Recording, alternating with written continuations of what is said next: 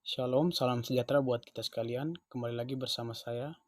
Dalam edisi kali ini saya akan membahas isi buku yang ketujuh dalam mata kuliah di jurusan sosiologi, yaitu mata kuliah perencanaan kebijakan sosial. Sebelum kita masuk ke pembahasan isi buku ini, terlebih dahulu saya memperkenalkan identitas diri saya. Nama lengkap saya Thomas Mauritius Cho, nomor induk mahasiswa 16230300035. Untuk memahami isi buku ini lebih jauh, lebih mendalam, disarankan kepada teman-teman sekalian untuk membacanya sendiri, karena suasana membaca buku sendiri lebih terasa manfaatnya daripada mendengar isi buku dalam bentuk video seperti ini. Oke, kita masuk ke isi buku ini. Buku yang berjudul Kesehatan dan Pekerjaan Sosial, Praktek, Kebijakan, dan Riset. Sepanjang sejarah, pekerjaan sosial telah memainkan peran penting dalam perawatan kesehatan yang berubah sistem pengantaraan. Dari pergerakan rumah, pemukiman hingga saat ini, pekerjaan sosial profesional adalah bagian penting dari struktur perawatan kesehatan, melayani individu yang beragam di seluruh rentang hidup. Berlatih dari berbagai pengaturan perawatan kesehatan, mengadvokasikan untuk meningkatkan akses dan menangani kebutuhan yang terus meningkat dari populasi yang paling rentan. Pada bagian ini menyoroti riwayat kesehatan dan pekerja sosial, termasuk peran pekerja sosial saat bekerja dengan populasi yang beragam. Ini menggarisbawahi kontribusi unik yang dibuat pekerja sosial dan tantangan yang mereka hadapi dalam praktek kebijakan dan penelitian.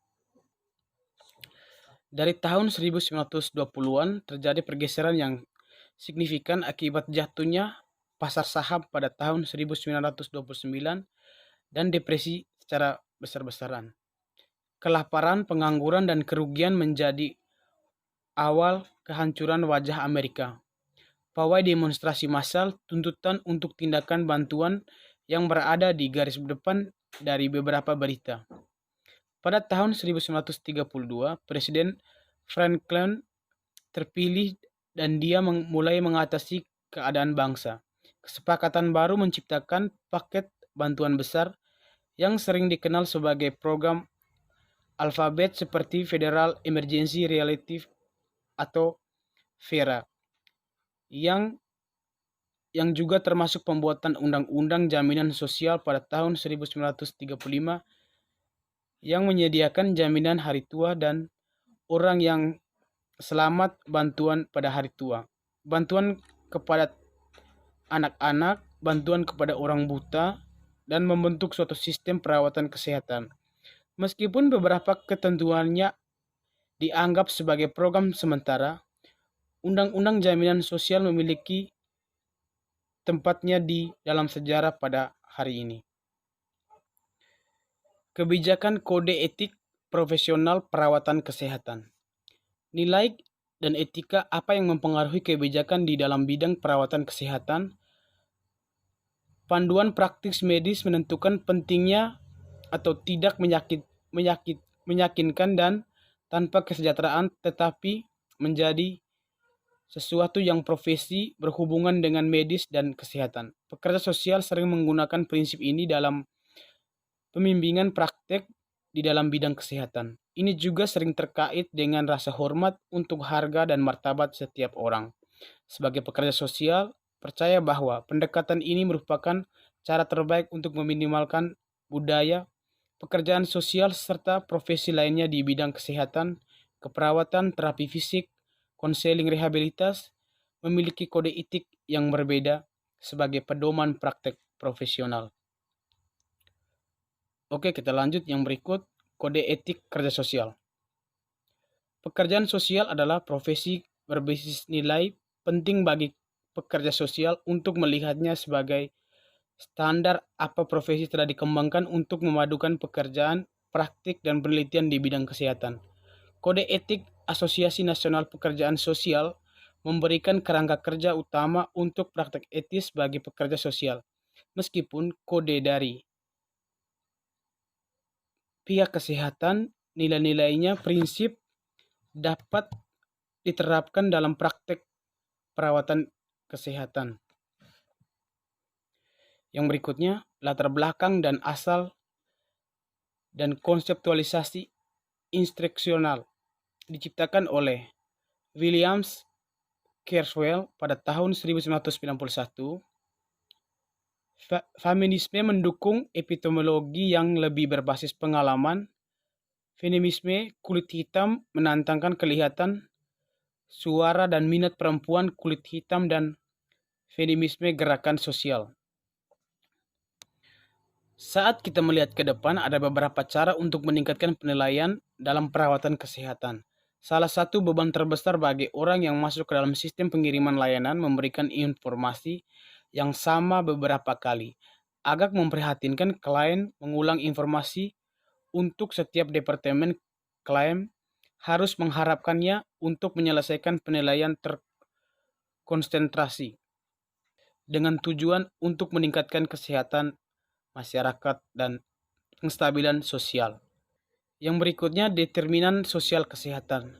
Upaya pencegahan primer telah efektif dalam mengurangi penggunaan tembakau, memastikan orang bahwa cegah wabah polio. Untuk menjadi sukses, ahli kesehatan masyarakat sosial harus menyadari efek dari faktor-faktor sosial menyebabkan kesehatan yang buruk atau menghambat akses ke sumber daya yang mempromosikan kesehatan.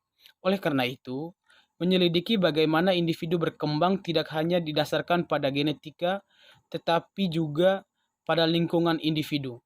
Meskipun memiliki fasilitas perawatan kesehatan di komunitas lokal, membantu memastikan perawatan medis selama keadaan darurat, kualitas lingkungan masyarakat memainkan peran yang cukup besar. Keseimbangan populasi perumahan bobrok dan kekerasan komunitas merupakan faktor penting dalam kualitas hidup seseorang. Yang menjadi penting adalah diskriminasi dan kekerasan, struktur berupa hambatan pendidikan, pekerjaan, dan jaminan kesehatan sangat mempengaruhi kesehatan dan kelangsungan hidup seseorang. Kondisi ini yang disebut faktor penentu sosial sangat penting untuk dipertimbangkan sebagai praktik kesehatan masyarakat. Kesehatan yang buruk bisa menjadi produk di mana orang bekerja, belajar, dan bermain, dan bagaimana orang diperlakukan dalam masyarakat mereka. Pekerjaan sosial kesehatan masyarakat menekankan pada identifikasi dan pengangguran atau penghapusan stres sosial yang terkait dengan kesehatan yang buruk, termasuk kemiskinan, diskriminasi, terbatas akses ke perawatan dan pelayanan yang secara menyeluruh, dan menentukan dukungan sosial itu mempromosikan kesejahteraan untuk membantu lingkungan dari hasil kesehatan yang buruk. Sosial kesehatan masyarakat sebagai jabatan terpilih mengelola organisasi berskala besar, melakukan penelitian dan berbagai pengetahuan di seluruh dunia, dan mengisi beberapa bagian peran termasuk pendidikan, khusus manajemen, dan evaluasi program, menjalani operasi fusi tulang belakang dan beberapa penyakit lainnya, serta penyakit-penyakit kerusakan otak setelah kecelakaan. Yang berikutnya, perawatan yang berpusat pasien. Prinsip untuk pelayanan kesehatan terorganisasi di seluruh pengetahuan adalah bahwa perawatan berpusat pada pasien.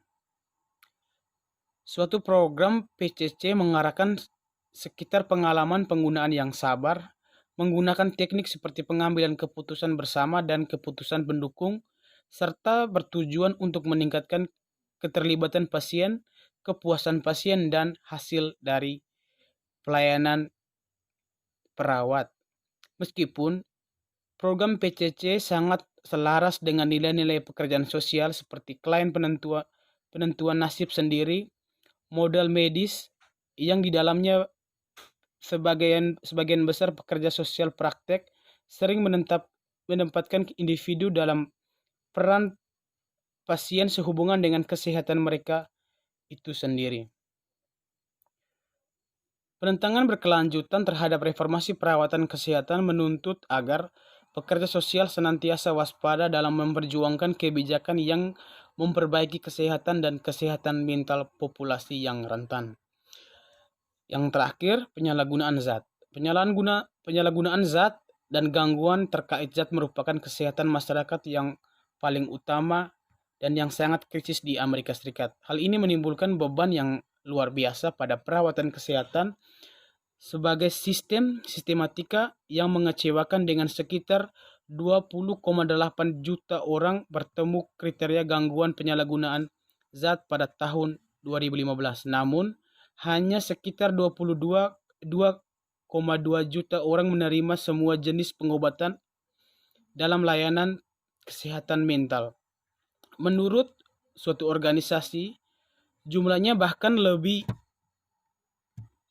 besar dengan 40 juta orang Amerika berusia 12 tahun ke atas melakukan pelecehan zat atau penggunaan obat-obat menggunakan suasana hati atau kecanduan nikotin, alkohol, atau obat-obat lainnya. Ini lebih daripada jumlah orang Amerika dengan kondisi sakit jantung sekitar 27 juta orang, serta 26 juta orang diabetes atau kanker. Penyalahgunaan pelecehan kecanduan yang meluas pada saat ini adalah bukti ilmiah yang cukup untuk pengobatan gangguan penyalahgunaan nafsa membutuhkan biaya yang efektif jika dibandingkan dengan biaya yang menggunakan tanpa perawatan. Padahal, hanya sekitar dibandingkan dengan biaya yang menggunakan tanpa perawatan, orang dengan gangguan terkait menerima jenis pengobatan krisis kesehatan masyarakat saat ini. Penyalahgunaan dengan terkait menghindarkan tantangan kepada semua profesi perawatan kesehatan untuk menemukan cara yang terbaik untuk membersihkan penyakit pada individu dan keluarga atau bahkan komunitasnya. Oke, baik, demikian hasil review buku yang ketujuh ini. Dari tempat ini saya ucapkan terima kasih. Shalom.